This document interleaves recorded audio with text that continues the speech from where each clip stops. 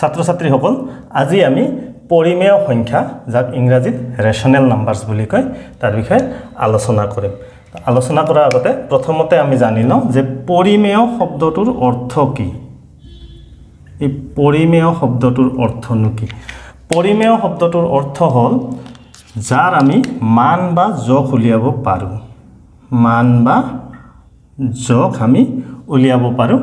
আৰু কিছু ক্ষেত্ৰত পৰিমেয় শব্দটোৰ অৰ্থ হ'ল সীমাবদ্ধ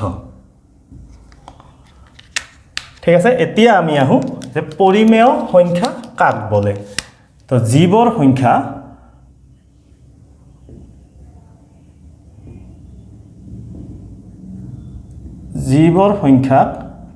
p/q আৰ্হিত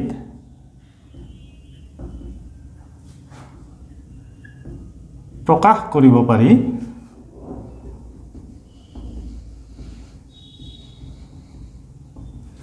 য'ত p আৰু q অখণ্ড সংখ্যা আৰু q শূন্যৰ সমান নহয় সেইবোৰ সংখ্যাকে আমি পৰিমেয় সংখ্যা বুলি কওঁ অৰ্থাৎ p/q ৰ অৰ্থ হ'ল যে ইয়াতে ওপৰত এটা সংখ্যা থাকিব আৰু তলত এটা অৰ্থাৎ আমি যে ভগ্নাংশবোৰ লিখো ইয়াতে লব ইয়াতে হৰ অৰ্থাৎ লবত আমাৰ p আৰু হৰত হ'ব আমাৰ q অৰ্থাৎ আমি এনেদৰে ক'ব পাৰো যে ভগ্নাংশ সংখ্যাবোৰ পৰিমেয় সংখ্যা তেতিয়া হলে আমি এটা উদাহৰণ লওঁ ধৰি লওঁ মই লিখিলো 3/4 এই 3/4 সংখ্যাটো এটো আমাৰ পৰিমেয় সংখ্যা হয় নে নহয় এতিয়া প্ৰথমতে আমি p/q আৰ্হিত আছে নে হয় p ৰ ঠাইত আমি 3 বুলি ভাবিলো q ৰ ঠাইত আমি 4 বুলি ভাবিলো p/q আৰ্হিত আছে নিশ্চয় তাৰ পিছত আমি চাব লাগিব যে p আৰু q অখণ্ড সংখ্যা হয় নহয় হয় 3টো অখণ্ড সংখ্যা হয় 4টো অখণ্ড সংখ্যা হয় তাৰ পৰৱৰ্তী শৰ্তটো হ'ল আমাৰ যে q শূন্যৰ সমান হ'ব না লাগিব আমাৰ q ৰ মান কিমান 4টো তো শূন্যৰ সমান নহয় গতিকে এইটো এটা পৰিমেয় সংখ্যা হয় এবাৰ আমি আৰু এটা সংখ্যা লওঁ ধৰা 12/5 ঠিক আছে এই 12/5 টো p/q আৰ্হিত আছে হয়নে আৰু 12 টো অখণ্ড সংখ্যা হয় 5 টো অখণ্ড সংখ্যা হয় এতিয়া আমি চাব লাগে 3 নম্বৰ শৰ্তটো কি q শূন্যৰ সমান হ'ব না লাগিব গতিকে আমাৰ 5 টো তো শূন্যৰ সমান নহয় গতিকে এইটো আমাৰ কি পৰিমেয় সংখ্যা হয় গতিকে আমি দেখা পালো যে জীৱৰ ভগ্নাংশ আকৃতিত আছে সেই ভগ্নাংশ আকৃতিত থকা সংখ্যাবোৰে পৰিমেয় সংখ্যা তেতিয়া হলে আমি এতিয়া চাও যে এই পৰিমেয় শব্দটোৰ যে আমি অৰ্থ উলিয়াইছিলো যে কি কৈছিলো আমি জীৱৰৰ মান আৰু জোখ উলিয়াব পাৰি তেতিয়া হলে আমি তো ক'ব পাৰো যে মান আৰু জোখটো আমি বহুত উলিয়াব পাৰো কাৰণ আমি এতিয়া কতবা আমি জোখৰ ক্ষেত্ৰত 3 সেন্টিমিটাৰ পাওঁ কতবা 10 কিলোমিটাৰ পাওঁ হেবিলাকতো মান আৰু জোখ হয় আমাৰ হয় নে নহয় তে হেইবোৰ আমাৰ পৰিমেয় সংখ্যা হয় নে নহয় এতিয়া আমি চাম তেতিয়া হলে যে কোন কোনবোৰ সংখ্যা পৰিমেয় সংখ্যা তো প্ৰথমতে ধৰি লোৱা এই 3টোকে ললো মই 3টো পৰিমেয় সংখ্যা হয় নে নহয় ইয়াতে আমি এটা কথা মন কৰি যাব লাগিব যে যি কোনো সংখ্যাৰ হৰত সদায় এটা 1 থাকে আমি সংখ্যাটো গাইগুটিয়াকে লিখিলেও ইয়াতে সদায় এটা তলত 1 থাকে এটো গাণিতিকভাৱে কেতিয়াবা আমি ব্যৱহাৰ কৰাৰ প্ৰয়োজন হয় তো এতিয়া আমি দেখিলো যে 3 ৰ তলত এটা 1 আছে ঠিক আছে 3 ৰ তলত যেহেতু 1 আছে গতিকে ই p/q আৰ্হিত আহি গল ঠিক আছে তো ওপৰৰ 3টো p আৰু 1টো q p/q আৰ্হিত আহিল এতিয়া আমি চাম যে এই p আৰু q অখণ্ড সংখ্যা বুলি কৈছে গতিকে 3 আমাৰ অখণ্ড সংখ্যা হয় নে নহয় হয় 1টো আমাৰ অখণ্ড সংখ্যা হয় নে নহয় হয় গতিকে p আৰু q আমাৰ অখণ্ড সংখ্যা হল এতিয়া আমি 3 নম্বৰ শৰ্ত কি চাম q টো শূন্যৰ সমান হয় নে নহয় ইয়াতে 1 আছে q হয় নে q টো এই 1টো তো কেতিয়া শূন্যৰ সমান নহয় গতিকে আমি কম যে 3টো এটা পৰিমেয় সংখ্যা হয় এতিয়া আন এটা লওঁ তেতিয়া হলে 5 টো পৰিমেয় সংখ্যা হয় নে নহয় একেদৰে ভাবা 5ৰ তলত এটা 1 আছে হয় নে তেতিয়া হলে কি হ'ব ই p/q আৰ্হিত আহি গল আৰু 5 টো অখণ্ড সংখ্যা 1 টো অখণ্ড সংখ্যা আৰু এটো q হল 1 গতিকে ই 1 টো কেতিয়া শূন্যৰ সমান নহয় গতিকে 5 টো আমাৰ কি হৈ গল পৰিমেয় সংখ্যা হৈ গল অৰ্থাৎ আমি এনেদৰে যদি চাও তেতিয়া হলে আমি ক'ব পাৰো যে 1 2 3 4 5 এনেদৰে আমি যিমান ধনাত্মক সংখ্যাবোৰ লিখিম আটাইবোৰেই পৰিমেয় সংখ্যা হ'ব কাৰণ আটাইবোৰৰে তলত এটাকে 1 আছে হয়নে এই ধনাত্মক সংখ্যাখিনিক আমি কি নাম দিছিলো আগতে স্বাভাৱিক সংখ্যা ঠিক আছে গতিকে এই স্বাভাৱিক সংখ্যাখিনি আমাৰ কি হৈ গ'ল এইখিনি হৈ গ'ল আমাৰ পৰিমেয় সংখ্যা এতিয়া আমি চাম যে শূন্যটো পৰিমেয় সংখ্যা হয় নে নহয় শূন্যটো ললো মই শূন্যটো পৰিমেয় সংখ্যা হয় নে নহয় এতিয়া চাম যে শূন্যটো যেহেতু এটা সংখ্যা হয় গতিকে এই 3 ৰ দৰে শূন্যৰ তলত এটা 1 থাকিব বা 5 ৰ দৰে হয়নে ঠিক আছে গতিকে ই p/q ৰ হিত আছে নে নাই আছে নিশ্চয় কাৰণ ওপৰত আমাক কিউটোহে শূন্য হ'ব নোৱাৰিব বুলি কৈছে p টো শূন্য হ'ব পাৰে আমাৰ p কত শৰ্ত নাই যে p শূন্য হ'ব নোৱাৰিব গতিকে এটো p হৈ গল এটো q হৈ গল এতিয়া পৰৱৰ্তী শৰ্ত হল যে p আৰু q অখণ্ড সংখ্যা এতিয়া শূন্যটো অখণ্ড সংখ্যা হয় নে নহয় হয় 1 টো অখণ্ড সংখ্যা হয় নে নহয় হয় আৰু চাব লাগিল 3 নম্বৰ শৰ্ত যে q শূন্যৰ সমান হ'ব নোৱাৰিব q আমাৰ কিমান আছে 1 আছে শূন্যৰ সমান নহয় গতিকে আমি কম শূন্যটো পৰিমেয় সংখ্যা হয় এতিয়া শূন্যটো যদি পৰিমেয় সংখ্যা হল তেতিয়া হলে ইয়াত স্বাভাৱিক সংখ্যাখিনি ইতিমধ্যে আমাৰ পৰিমেয় সংখ্যা হৈ আছে এতিয়া মই লগত ললো শূন্যটো যদি পৰিমেয় সংখ্যা হয় তেতিয়া হলে এই শূন্যটো আৰু স্বাভাৱিক সংখ্যাখিনি যদি লগ লাগে তেতিয়া হলে কি হৈ যায় পূৰ্ণ সংখ্যা হৈ যায় তো গতিকে আমি এতিয়া ক'ব পৰা হলো যে পূৰ্ণ সংখ্যাখিনিও পৰিমেয় সংখ্যা হয় ঠিক আছে এতিয়া আমি আহো আমাৰ যিখিনি ঋণাত্মক অখণ্ড সংখ্যা আছে কাৰণ আমাৰ এই পূৰ্ণ সংখ্যাখিনি ইতিমধ্যে অখণ্ড সংখ্যা হয় গতিকে আমি ঋণাত্মক যিখিনি অখণ্ড সংখ্যা আছে ধৰি লোৱা হল মই এটা সংখ্যা ললো -7 -7 টো আমাৰ পৰিমেয় সংখ্যা হয় নে নহয় ঠিক আছে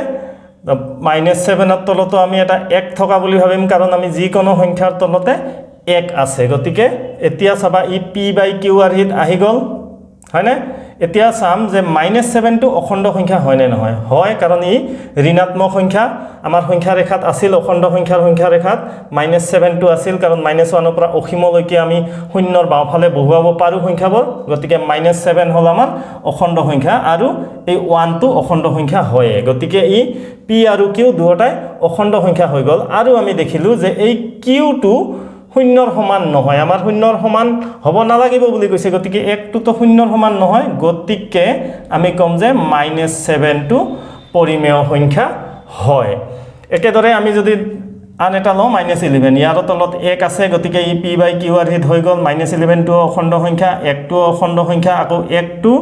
শূন্যৰ সমান নহয় গতিকে -11 টো আমাৰ কি হৈ গল পৰিমেয় সংখ্যা গতিকে আমি এনেদৰে যদি গৈ থাকো তেতিয়া হলে আমি গম পাম যে -1 -2 -3 -4 এনেদৰে যদি আমি অসীমলৈ যাওঁ তেতিয়া হলে এই আটাইবোৰে কি হ'ব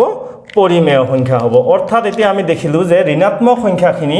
আৰু পূৰ্ণ সংখ্যাখিনি এই আটাইখিনিয়ে পৰিমেয় সংখ্যা হল হয়নে তেতিয়া হলে যদি হল এইখিনিত আমাৰ এটা নাম আছিল কি নাম আছিল এটো ঋণাত্মক সংখ্যাখিনি আৰু পূৰ্ণ সংখ্যাখিনি লগত ললে হেয়া হৈ যায় অখণ্ড সংখ্যা গতিকে আমাৰ পৰিমেয় সংখ্যাৰ তালিকাত অখণ্ড সংখ্যাখিনি সোমাই গল তেতিয়া হলে এতিয়া শেষত আমাৰ বাকি থাকিল কোন এই ভগ্নাংশ সংখ্যাখিনি এইবোৰ যে আমি লিখিছিলো এইবোৰ আহিল আমাৰ পৰিমেয় সংখ্যাৰ তালিকাখনত গতিকে 3/4 5/9 11/13 এনেদৰে যিমান ইচ্ছা তোমালোকে ভগ্নাংশ লিখিবা কেৱল মনত ৰাখিবা যাতে এই হৰটো কেতিয়াও ভুলতো শূন্য নিলিখা শূন্য লিখিলে ই অৰ্থহীন হৈ যাব আৰু হেতু পৰিমেয় সংখ্যাৰ তালিকাত নপৰিব গতিকে আমাৰ ভগ্নাংশখিনি সোমাই গল পৰিমেয় সংখ্যাত অখণ্ড সংখ্যাখিনি সোমাই গল পৰিমেয় সংখ্যাত পূৰ্ণ সংখ্যাখিনি সোমাই গল স্বাভাৱিক সংখ্যাখিনি সোমাই গল অৰ্থাৎ একেলগে আমি যেতিয়া ইয়াক লিখিম ই হৈ গল পৰিমেয় সংখ্যা তো এইটো হৈ গল পৰিমেয় সংখ্যাৰ আমাৰ চাৰ্টখন এতিয়া চাবা পৰিমেয় সংখ্যাৰ ভিতৰত কোন কোন সোমাই আছে পৰিমেয় সংখ্যাৰ ভিতৰত স্বাভাৱিক সংখ্যাখিনি সোমাই আছে পৰিমেয় সংখ্যাৰ ভিতৰত পূৰ্ণ সংখ্যাখিনি সোমাই আছে পৰিমেয় সংখ্যাৰ ভিতৰত অখণ্ড সংখ্যাখিনি সোমাই আছে আৰু ভগ্নাংশখিনি সোমাই আছে এইখিনিয়ে হল আমাৰ পৰিমেয় সংখ্যাৰ গোটেই পৰিয়ালটো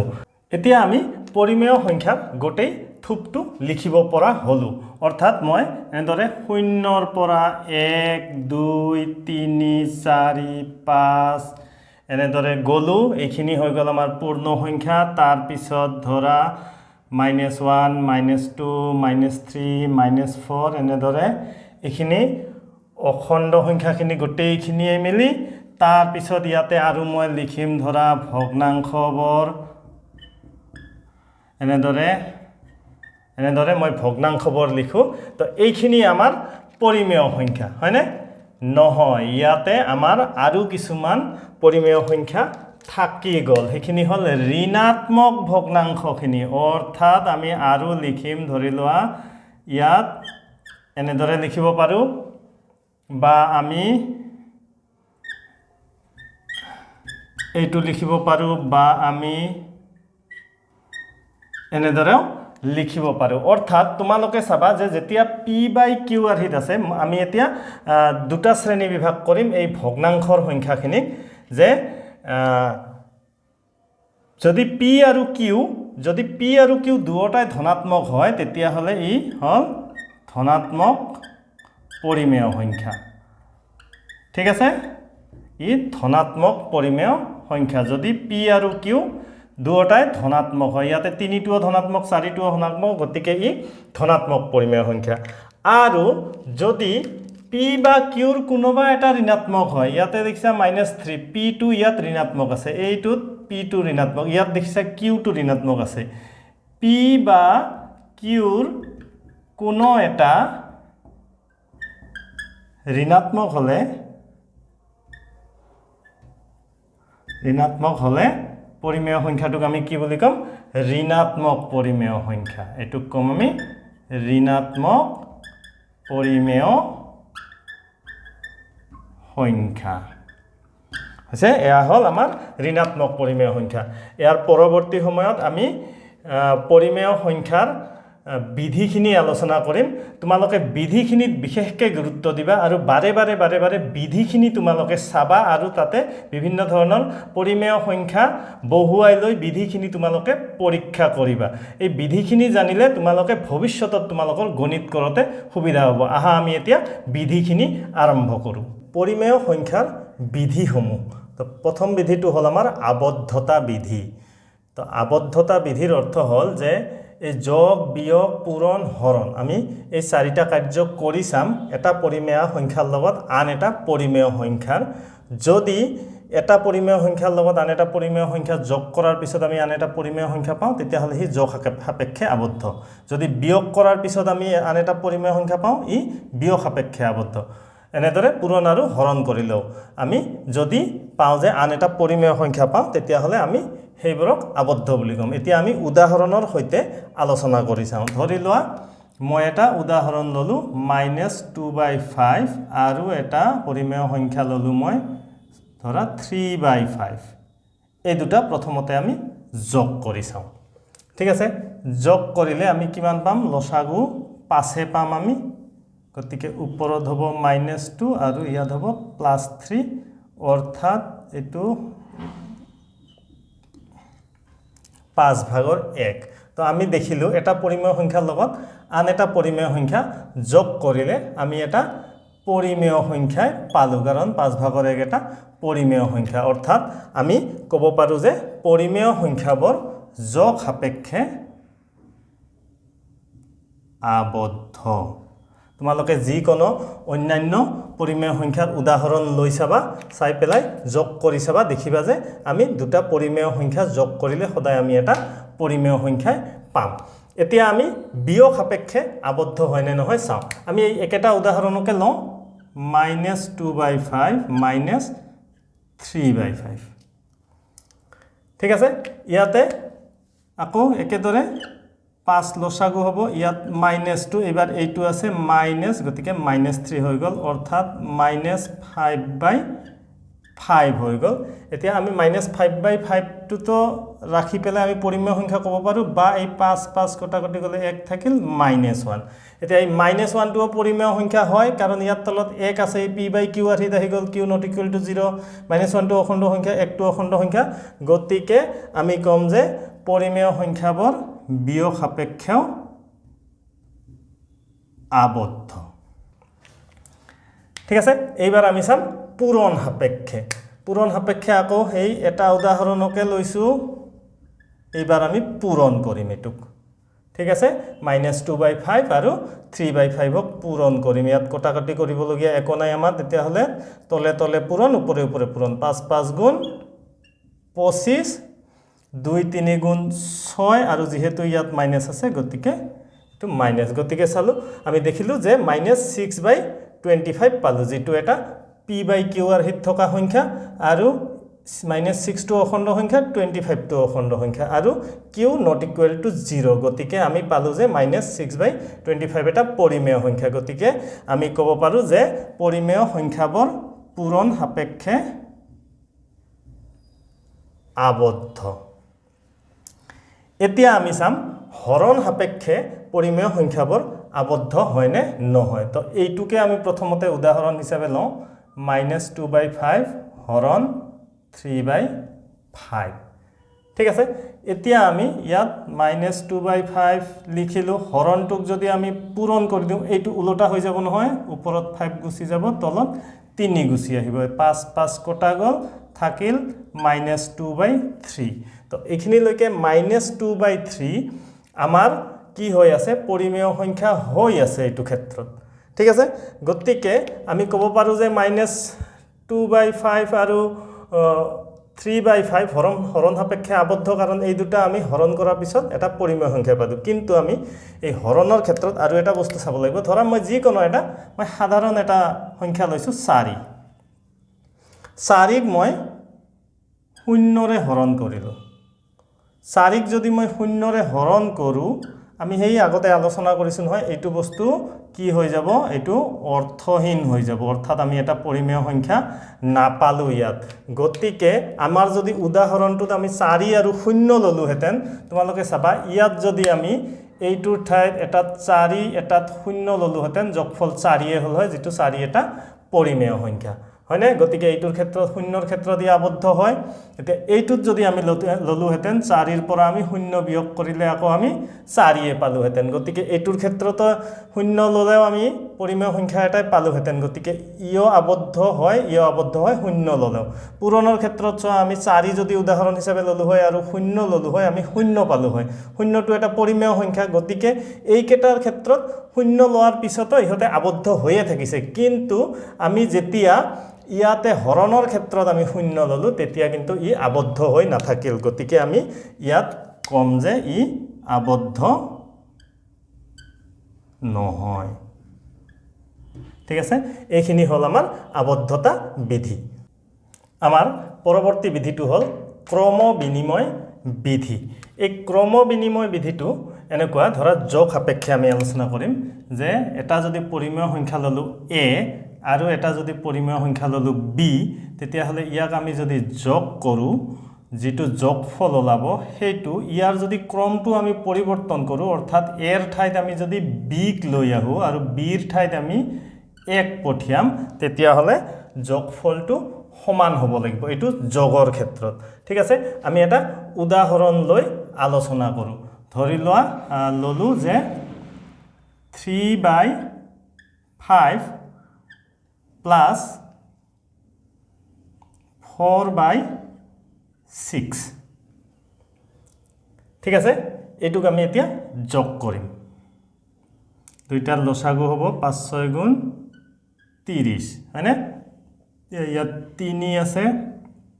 3 পূৰণ 6 যোগ ইয়াত 4 আছে 4 পূৰণ 5 তো 3 6 গুণ 18 হৈ গল 4 5 গুণ 20 হৈ গল তলত 30 38/30 ঠিক আছে এটু পালো আমি উত্তৰ এতিয়া আমি এই বি প্লাসে উলোটা কৰিছাম এবাৰ কি হ'ব আমাৰ 4/6 টো আগত গুছি যাব আৰু 3/5 টো পিছফালে গুছি যাব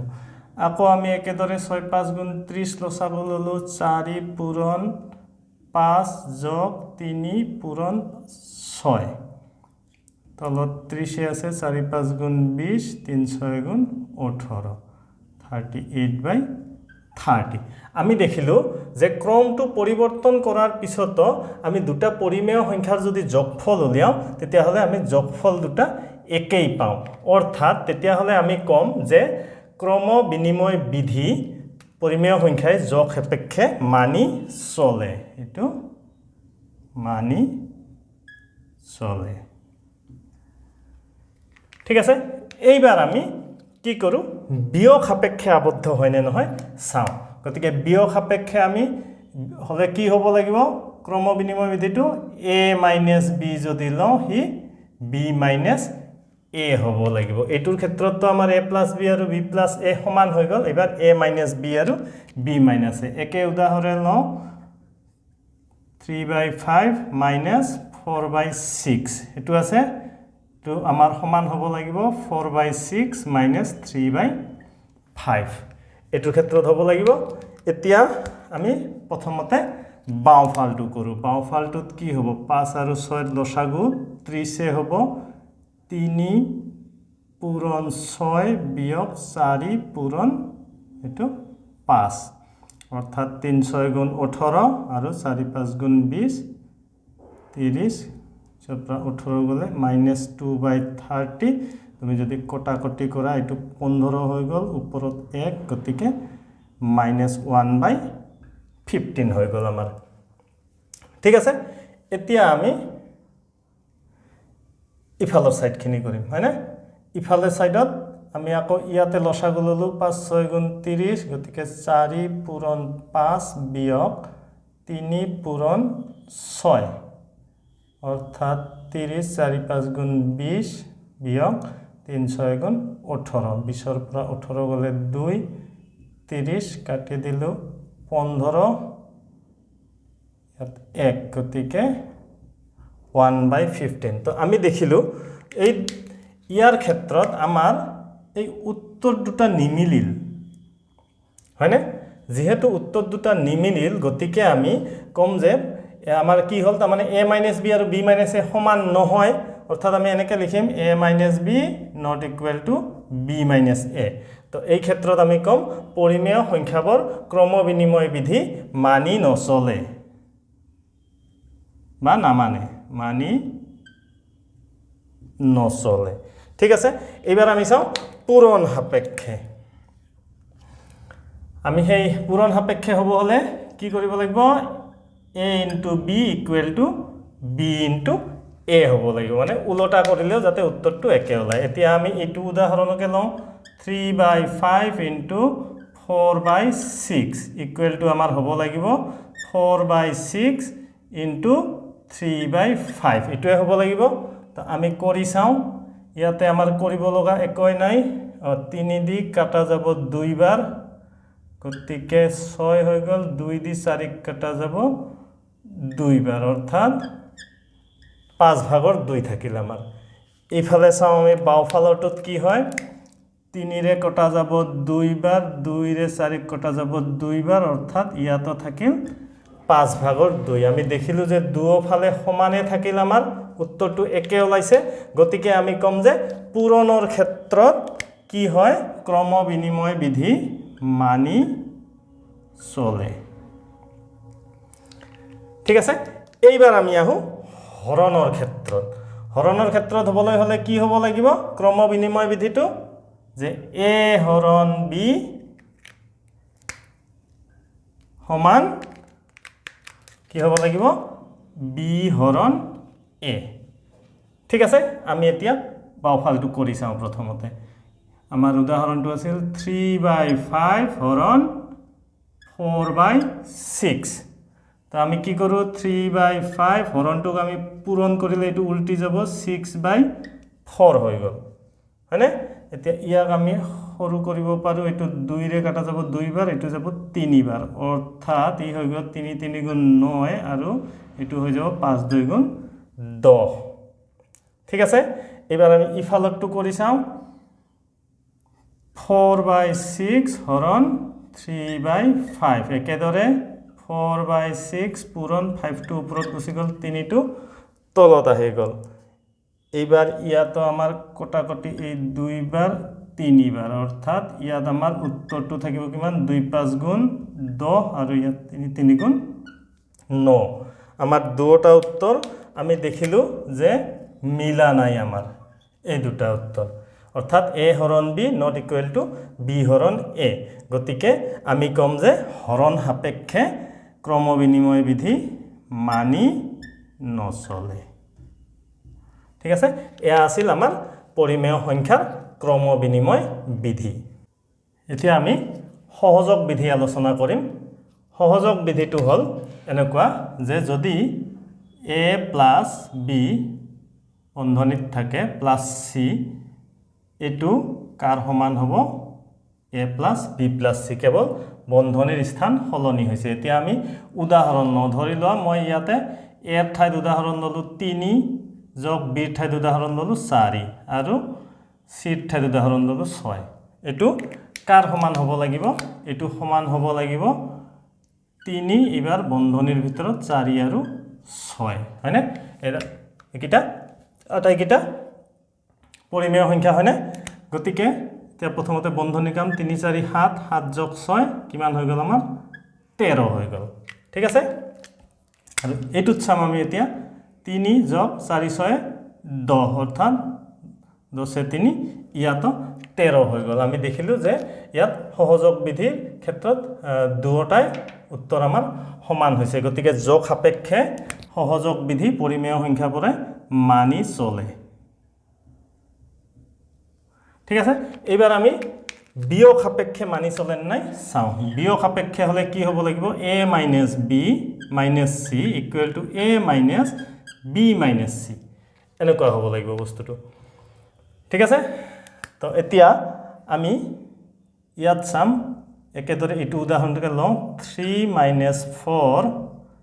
- 6 হয়নে এটু ইফালে আৰু ইফালে হ'ব লাগিব কি 3 - 4 - 6 এটু হ'ব লাগিব এতিয়া আমাৰ 3 - 4 মানে কিমান -1 - 6 অৰ্থাৎ এটু হৈ গ'ল -7 আৰু ইফালে 3 - 4 - 6 কিমান হ'ব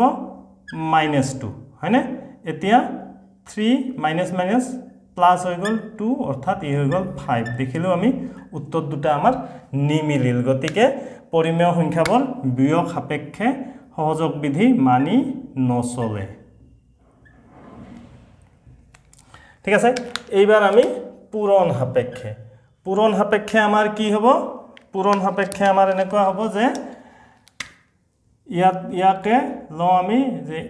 a পূৰণ b পূৰণ c সমান a পূৰণ b পূৰণ c এটো হ'ব লাগিব আমাৰ পূৰণ সাপেক্ষে গতিকে এতিয়া আমি ইয়াত চাওঁ 3 পূৰণ 4 পূৰণ 6 হয়না এই একটা উদাহৰণকে ললো আৰু ই কাৰ সমান হ'ব লাগিব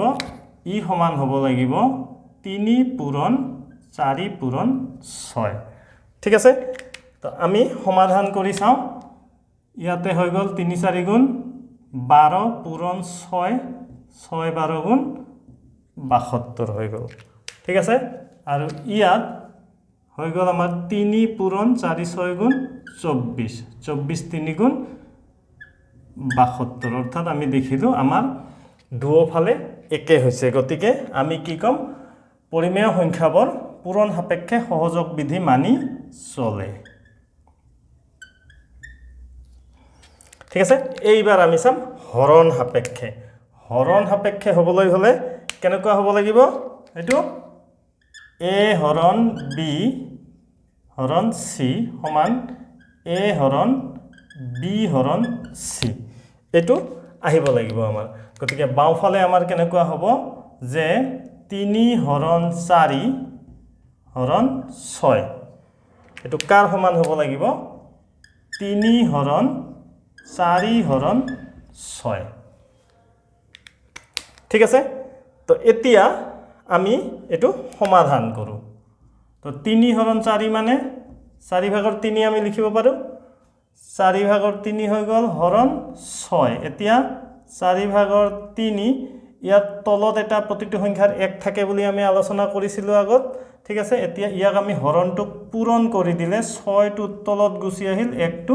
ওপৰত গুছি গল এতিয়া 3 আৰু 6 দুবাৰ কটা গল অৰ্থাৎ 4 2 গুণ 8 অৰ্থাৎ 8 ভাগৰ 1 থাকিল আমাৰ উত্তৰ ইয়াত এতিয়া ইফালে আমাৰ কি থাকিব চাও আমি 3 হৰণ এতিয়া 4 হৰণ 6 টোক আমি এনেকে লিখিব পাৰো হয়নে এতিয়া এই 3 হৰণটোক আমি যদি পূৰণ লিখো এটো হৈ গল ঠিক আছে তো ইয়াত তো আমাৰ কাটিব পৰা উপায় নাই ইয়াত আছে 4 2 বাৰ 6 3 বাৰ 2 ৰে হয়নে 3 3 গুণ 9 হৈ গল আৰু তলত 2 থাকিল অৰ্থাৎ আমি দেখিলো এটো 9 আৰু এটো 2 অৰ্থাৎ আমি দেখিলো যে আমাৰ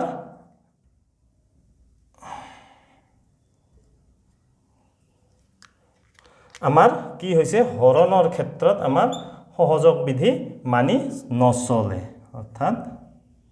মানি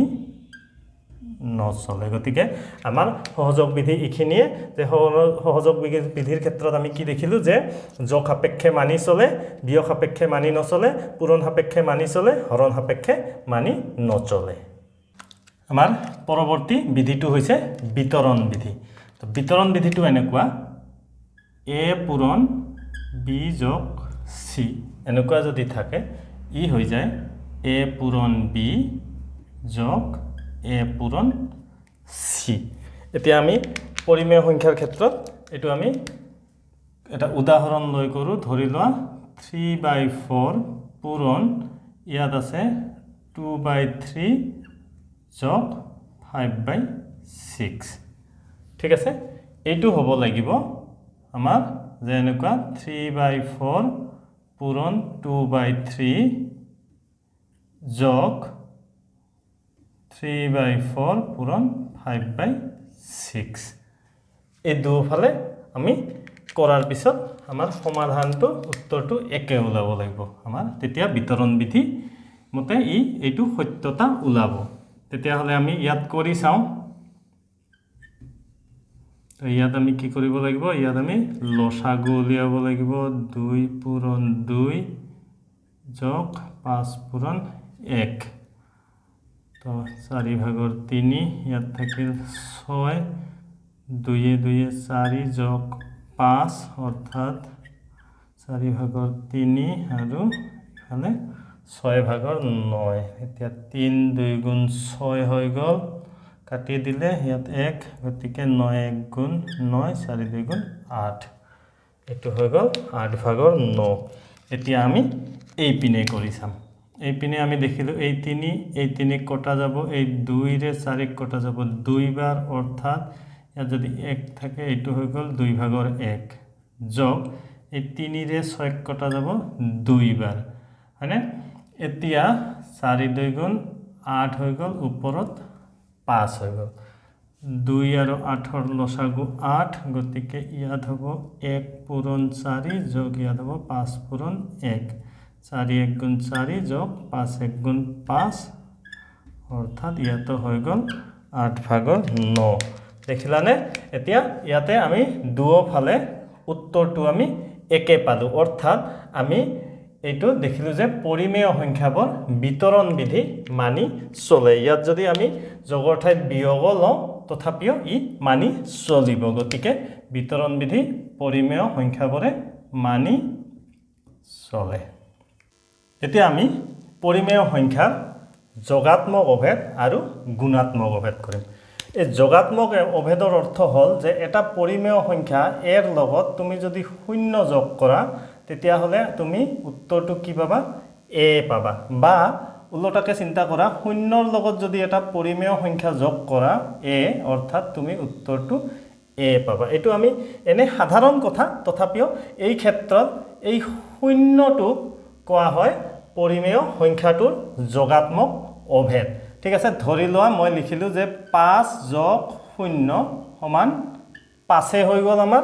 বা এটুক আমি এনেদৰে লিখিব পাৰো 0 যোগ 5 লিখিলেও 5 পাম আমি তো এই 0টো কোৱা হ'ব এই 5 সংখ্যাটোৰ এটো 5 এটা পৰিমেয় সংখ্যা হয় তো 0টো হ'ব এই 5 পৰিমেয় সংখ্যাটোৰ যোগাত্মক অভেদ গতিকে কোনো এটা পৰিমেয় সংখ্যাৰ যোগাত্মক অভেদ কি 0 ঠিক আছে